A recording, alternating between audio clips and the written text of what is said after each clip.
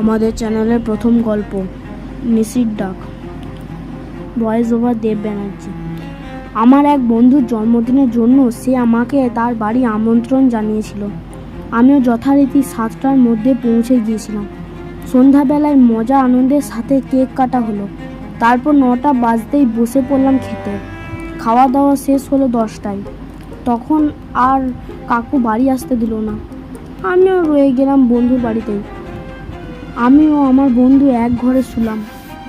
রাত ঠিক 2টো বাজে। তখন আমি দেখলাম কে যেন আমাকে ডাকছে। আমি মনে মনে ভাবলাম, এত রাতে আমাকে কে ডাকতে পারে? আমার মনের ভুল ভেবে শুয়ে পড়লাম। হঠাৎই আবার শুনতে পাই কে যেন আমাকে ডাকছে। আমি একটু ভয় পেয়ে যাই ও আমার বন্ধুকে ওঠায়। এ ভাই, কে যেন আমাকে ডাকছে।